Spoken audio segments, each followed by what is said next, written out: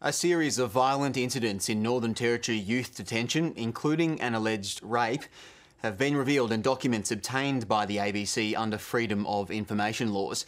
The documents suggest the rate of youth detention assaults appear to have reduced since Labor took office in 2016. But detention staff have told their union they are underreporting incidents and conditions remain unsafe for both detainees and employees. And a warning, this story contains information that may distress some viewers.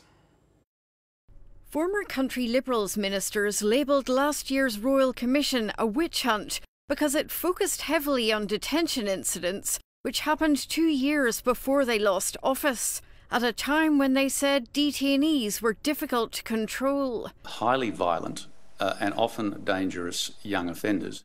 But incident reports obtained by the ABC have revealed at least 19 assaults under the last 4 months of the Country Liberals government. Unlike the majority of those the Commission probed, most were by detainees on staff or other inmates. Officers regularly used force, handcuffs and isolation cells for 24-hour periods.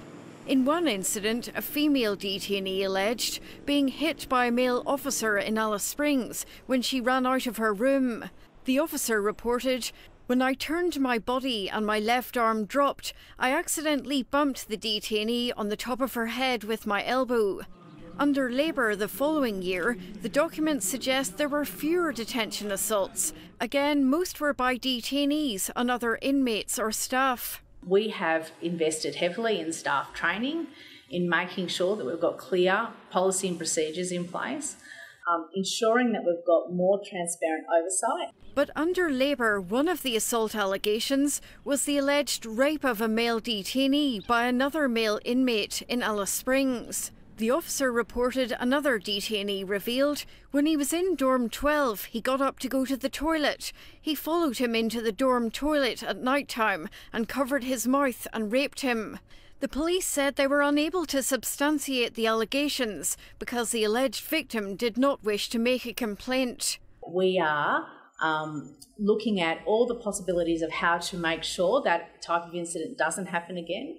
Under Labor, officers have continued using force to restrain detainees, along with 12-hour periods of isolation in renamed de-escalation rooms. Nothing has changed, and if it hasn't changed now, one has to conclude from that it's not going to change. The documents shine a light on youth detention 7 months ago, but officers have told their union many incidents now go unreported.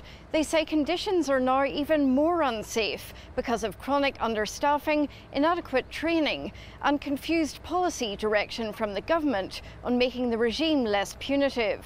Detainees don't think there's consequences now. Our members have been getting death threats, threats against their family. The government says it's installed more CCTV and it's planning more staff recruitment. We need to make sure that we have got the right staffing levels, but also the right people with the right skills who can make those, who can make such a difficult job a positive environment for young people.